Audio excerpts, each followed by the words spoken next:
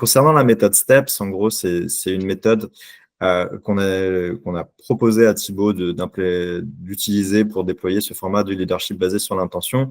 La méthode STEPS, en gros, c'est la logique de croiser deux dimensions. Une thématique de développement, donc en l'occurrence ici, le leadership basé sur l'intention, avec de l'autre côté, une logique de plan d'action personnalisé pour les participants qui vont se fixer des objectifs et des actions concrètes à réaliser sur 100 jours. Donc, c'est inspiré notamment d'une méthode qui s'appelle les OKR, qui est une méthode de management de la performance utilisée en entreprise, mais pas spécialement pour les personnes, plus pour une logique de se fixer des objectifs business. Mais là, l'objectif est d'avoir des objectifs complètement personnels où les personnes s'engagent à faire ce qu'elles se sentent de faire.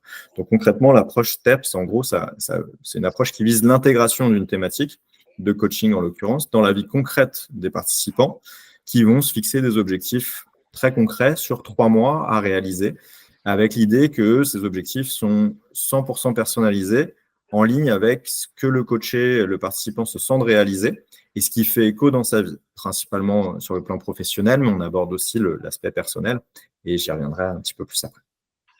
Donc, pour donner des exemples, concrètement, la thématique de coaching, ça peut être développer le leadership basé sur l'intention tel qu'on l'a vu, mais il peut y avoir des sujets autour du thème du mieux collaborer, mieux communiquer, trouver un équilibre de vie pro, vie perso. L'idée est d'avoir des coachs qui sont incarnés et qui maîtrisent certaines thématiques et de partager à la fois des formats de coaching, des apports théoriques sur ces sujets-là.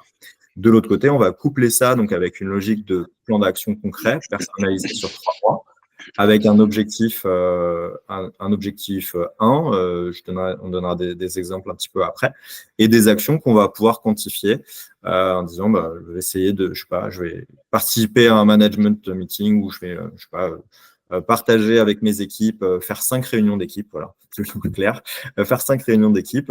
Au bout d'un mois, on suit aussi l'atteinte de ces objectifs. Et on voit où est-ce qu'on en est et est-ce qu'on avance en ligne, est-ce que les objectifs étaient les bons. Et l'idée est de créer une mise en mouvement pour les équipes qui se mettent à faire des choses en ligne avec la thématique principale.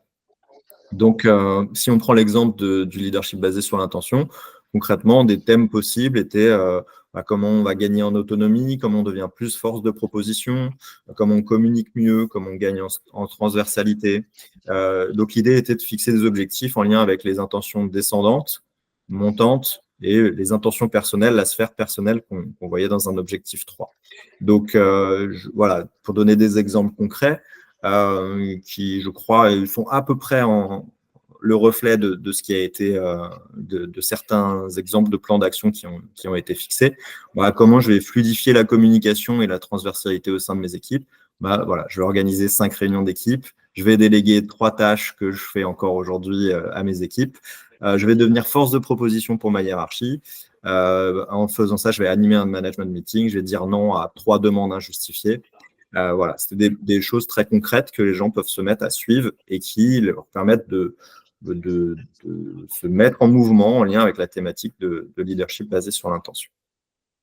Voilà, un des principes, les différents intérêts qu'on voit dans la formalisation liée à la méthode STEPS et au suivi dans le temps, c'est que le coaché vraiment peut se faire une représentation de ses objectifs et de voir où il en est au fil du temps. Donc, comparer un format de coaching plus court sur 2 jours où il y a pas mal de partage ou d'expériences vécues, le risque, c'est que sur le long terme, les effets soient assez vite oubliés. Là, les gens sont invités à se mettre en mouvement et à fixer eux-mêmes leurs objectifs et à voir où ils en sont. Donc, ils peuvent aussi progressivement intégrer les concepts et les expérimenter sur la durée et puis avoir l'occasion d'en reparler, de réinteragir avec le coach ou avec les équipes en cours de route. Et puis, ça facilite aussi l'identification des challenges que la personne peut rencontrer en lien avec la thématique et donc de rebondir aussi dans le processus de coaching.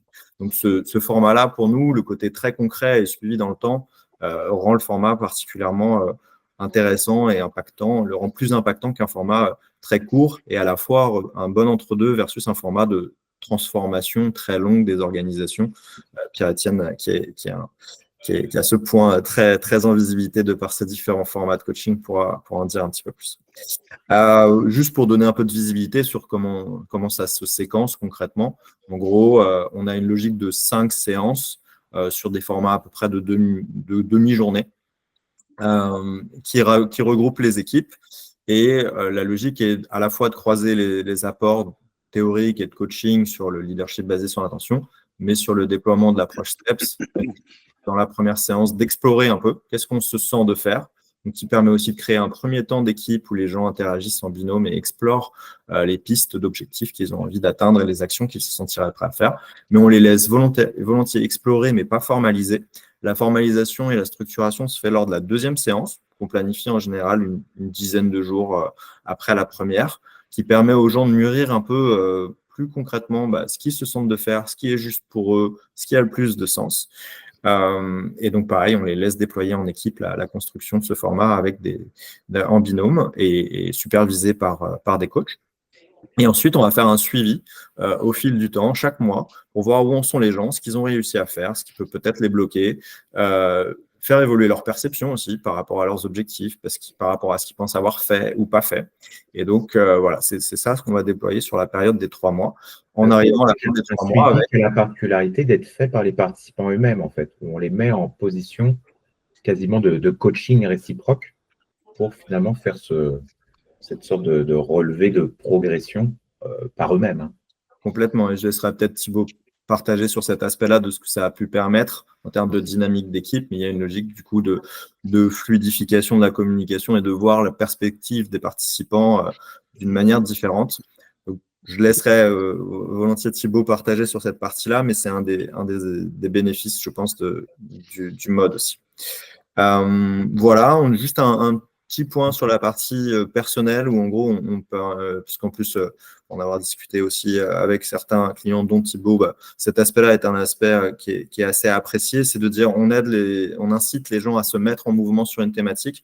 Pour autant, ça leur demande un certain nombre d'efforts, donc on leur demande aussi volontairement de se préserver ou de se considérer dans leur logique de mise en mouvement et de voir ce qu'eux peuvent faire pour eux, sans se culpabiliser, parce qu'à la fin, on est tous dans une logique d'effort, de contribuer à un effort, de leadership basé sur l'intention, de mieux communiquer, mieux collaborer ou autre. Donc, parfois, il y a aussi des jeux de résonance avec ce qu'on peut vivre dans sa vie personnelle. Donc, préserver, que ce soit sa santé, sa qualité de vie, son niveau de stress, quel que soit le sujet, on va demander systématiquement de fixer un objectif personnel aux personnes. Tout le monde est plus ou moins réceptif, ouvert ou en capacité de le faire, mais ça permet de donner une perspective un peu plus ouverte que juste, tiens, je suis coaché, je participe à un format à la demande de mon entreprise et puis, et moi alors. Voilà, cette sphère-là est considérée volontairement dans le format.